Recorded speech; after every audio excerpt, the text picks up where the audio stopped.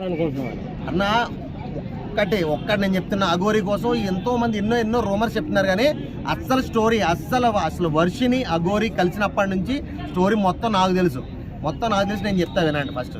ఎందుకంటే ఈ స్టోరీ నేను అసలు అఘోరి ఏంది ఎవరు ఏంటి అని నేను ఎంక్వైరీ చేసి వాళ్ళ ఊర్లో వాళ్ళతో మాట్లాడా, వర్షిని వాళ్ళ ఫ్రెండ్ బీటెక్ ఫ్రెండ్తో కూడా నేను మాట్లాడాను. అసలు జరిగింది ఏంటి, ఎన్నో కథలు చెప్తున్నారు, ఎన్నెన్నో కథలు రాస్తున్నారు, ఇష్టం వచ్చినట్టు తమ్ముళ్ళు పెడుతున్నారు కానీ అస్సలు నిజంగా జరిగినది ఏంటంటే నేను చెప్తా. అసలు మెయిన్ ఏంటంటే ఒక టోల్గేట్ దగ్గర Aghori car first of all meeting అయింది అన్నాడు. వర్షినిది అఘోరి మీటింగ్ ఎలా అయిందంటే టోల్గేట్ దగ్గర ఒక కారు, అది మన అఘోరి కారు పెట్రోల్ అయిపోయి బండి పక్కన పెట్టుకుంటే ఒక కానిస్టేబుల్ ఆపి వెళ్తున్న అమ్మాయి, స్కూటీలో వెళ్తున్న ఒక అమ్మాయిని ఆపి, అమ్మాయి ఇట్లా అయినా సో ఇది పెట్రోల్ అయిపోయింది, కొంచెం హెల్ప్ చేయి పెట్రోల్ తీసుకురావడానికి అని చెప్పేసి అంటే సరే అని చెప్పి ఆ అమ్మాయి ఒప్పుకొని వెళ్ళి పెట్రోల్ తీసుకొచ్చి హెల్ప్ చేసింది. ఆ హెల్ప్ చేసింది ఎవరికి అంటే మన అఘోరికి. సో అప్పుడు ఈయన అమ్మ తల్లి నువ్వు నా శిష్యురాల్లాగా మంచిగా పని చేసావు, నాకు హెల్ప్ చేసావు, నీకు అది జరిగింది ఇది జరిగింది అని ఏదో పెద్దవాళ్ళలాగా ఏదో ఆశీర్వాదాలు ఇచ్చేసి అన్నీ చేశాడు. సరే ఈ అమ్మాయి ఏమనుకుందంటే నిజంగా అఘోరి ఆల్రెడీ అప్పటికి ఫేమస్ అయ్యాడు కదా వీడియోలో అయ్యి చేసి, నిజంగా అఘోరి ఏమో నాకు ఆశీర్వాదం ఇచ్చాడు, నాకు మంచి జరుగుతుంది అదే అని చెప్పేసి ఇంటికి వెళ్ళి వాళ్ళ అమ్మలతోటి అమ్మ నేను ఇలా ఈరోజు అఘోరి కలిసాను, కలవడమే కాకుండా నేను వాళ్ళకి హెల్ప్ కూడా చేశాను, అతను నాకు ఆశీర్వదించాడు అది ఇది అని చెప్పేసి చాలా మంచిగా గొప్పగా ఆనందపడితే సరే అది అయిపోయింది. అక్కడ తర్వాత లాస్ట్ ఒక సిచ్యువేషన్లో అఘోరి వాళ్ళ ఊర్లో వెళ్తుండగా ట్రాఫిక్ స్ట్రక్ అయ్యి అక్కడ ఆగాల్సి వచ్చినప్పుడు జనం అందరూ చుట్టుముట్టేసరికి ఈ వర్షిని వాళ్ళన్నీ ఎవరైతే ఉన్నారో వాళ్ళన్నీ చూశాడు అతను.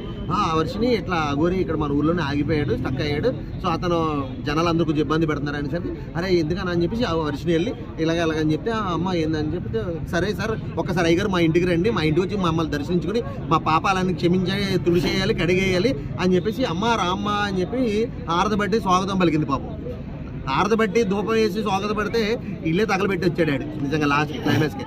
సో ధూపం వేసుకుని పాపం హారతి ఇచ్చి లోపల తీసుకెళ్ళిన తర్వాత వాళ్ళ సిచ్యువేషన్లో ఆయన చూసాడు. పాపం వాళ్ళ పేదలు ఏమీ లేవు, బ్యాక్గ్రౌండ్ ఏం లేదు, వెనకాల ఆశలు లేవు, ఈ పిల్లలకి కనీసం కాలేజీలో ఫీజులు కడతానికి డబ్బులు లేవు. సో ఆ కష్ట సుఖాలు ఏవో ఉన్న కాసేపట్లో కష్ట సుఖాలు చెప్పినడికి వాడు ఏం చేశాడంటే కన్నేసాడు ఎవరి మీద, వాళ్ళన్నీ మీద. ఈడేదో దుబ్బగా బొద్దుగా బాగున్నాడు, ఈయన నలిపేదో అలాగే చేశాడు. ఒక రోజు ఉన్న తర్వాత ఏదో పొద్దున ఆడి మీద పడ్డ వీడియో అని చెప్పేసి షార్ట్స్ అని చెప్పి కావాలని అదో ఇదో వంక పెట్టుకుని అతని మీద పడ్డ అది చేసినాడు. ఈడేంది నా మీద పడుతున్నాడు అని చెప్పి అలాన్నీ కూడా డౌట్ వచ్చినాడు. ఈడేదో తేడా ఉన్నాడు, ఈడితో మన దూరంగా ఉండాలి అని ఏదైతే అనుకుని ఫిక్స్ అయిన తర్వాత ఈ వర్షిని మీద మాట్లాడడం మొదలెట్టాడు. వర్షిని దగ్గర తీసుకోవడం, వర్షినితో మాట్లాడడం ఇలా చేశాడు. అప్పుడేనండి అస్సలు ట్విస్ట్ మొదలైంది. ఇక్కడ కథ మలుపు తిరిగింది ఇక్కడే.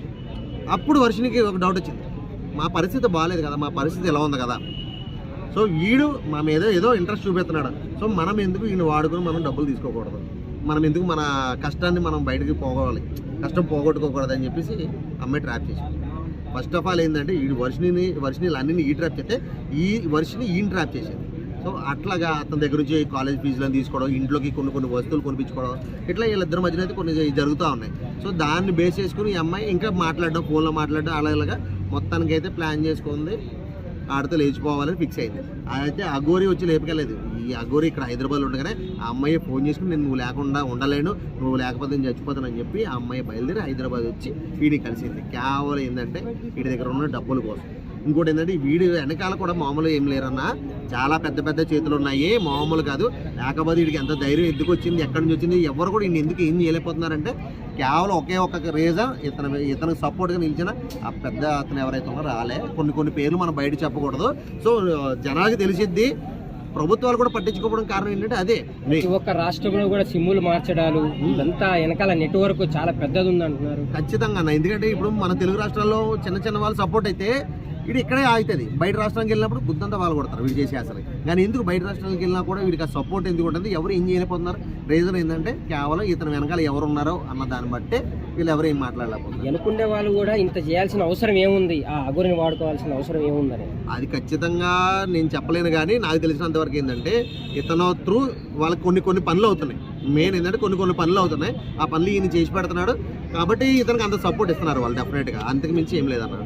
ఈ రోజు అంబేద్కర్ని తిట్టడం కానీ ఇవన్నీ విషయాలు ఇప్పుడు మొన్న పోలీస్ డిపార్ట్మెంట్ మీదకి కర్రలు పెట్టుకుని కొడతానికి వెళ్ళాడు, నీ అమ్మ అన్నాడు, వచ్చి నాకు అన్నాడు, చాలా చాలా బూతులు, అది మనం చెప్పలేని బూతులు మాట్లాడాడు. కానీ 10 మంది పోలీసులు ఉన్నారు, ఒక్కడ కూడా టచ్ చేయలేకపోయాడు. రెండు నా కొడకల్లారా అని చెప్పి మీరు వస్తే సూసైడ్ చేసుకుంటారని పెట్రోల్ వేసుకోవాలి. అది నిజంగా పెట్రోల్ లేకపోతే మన పలకనామా దాస్ హీరో ఎవరో పెట్రోల్ కాదు ఇది రస్నా అని చెప్పి అన్నాడు కదా, అట్లా ఏమైనా రస్నా ఒకటి డబ్బాలో పెట్టుకుని తిరుగుతున్నాడో ఏదో తెలియదు. కానీ ఆ నెత్తి మీద పోసుకోవడం తగలెట్టేస్తానంట. కానీ ఒక్కరోజు నిప్పు అంటించుకోవడం చూడలేదు, ఒక్కరోజు అగ్గిపెట్టి బయట తీయడం చూడలేదు. సో ఇవన్నీ కూడా ఏంటంటే స్టంట్లు అనమాట, జనాల్ని మోసం చేయడానికి బెదిరించడానికి స్టంట్లు ఇవి. అసలు నిజంగా అదే పని ఒక నార్మల్ పర్సన్ చేస్తే ఇమ్మీడియట్లీ తీసుకెళ్ళి అరెస్ట్ చేస్తారు. ఆ తిట్టడం కానీ, ఒక పెట్రోల్ తీసుకుని నెత్తి మీద వేసుకుని సూసైడ్ చేసుకుంటానని బెదిరించడం కానీ చట్టరీత్యా నేరం. అలాంటిది ఆ టైంలోనే ఏం చేయలేదు. ఈ రోజున అంబేద్కర్ని తిట్టి పొజిషన్కి వచ్చాడంటే కేవలం ఏంటంటే మన ప్రభుత్వాలు, మన గవర్నమెంట్, మన పోలీసు వాళ్ళు ఇచ్చిన లోకం అది డెఫినెట్గా, అంతకు మించి ఏం లేదు. ట్రాన్స్జెండర్ కాదు, ఈయన కోరికలు ఉన్నాయి కాబట్టి అమ్మాయిని ఎత్తుకపోయారు అని. అదే నేను చెప్పాను కదా, ఇతను స్టోరీ చెప్పాను కదా, ఆ కింద గుర్తు ఎలా పోయిందో నేను మీకు స్టోరీ అందరికీ చెప్పా. ఆ గుర్తు పోయి కానీ ఆ గుర్తు పోవడం వల్ల, గుర్తు దానం చేయడం, అమ్ముకోవడం, మీకు ఆల్రెడీ నేను స్టోరీ చెప్పాను. ఆ గుర్తు అమ్ముకున్నాడు 30 లక్షలకు 40 లక్షలకు, అది వాళ్ళ ఊర్లో అతనే చెప్పాడు. సో ఆ గుర్తు అమ్ముకోవడం వల్లే వీడు ట్రాన్స్జెండర్గా మారాల్సి వచ్చింది. కానీ రియల్గా వీడిలో ఉన్న హార్మోన్స్ అన్నీ కూడా మెయిల్ హార్మోన్సే, లేడీ హార్మోన్స్, ఏ హార్మోన్స్ ఎఫెక్ట్ లేదు. వీడు పక్కా మగోడు, కాకపోతే ఏంటంటే డబ్బులు కాసిపడి వీడు చేసిన పని అది.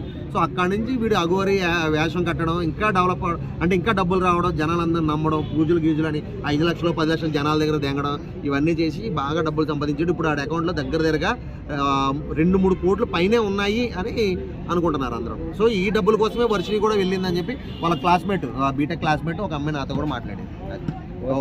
Okay thank you.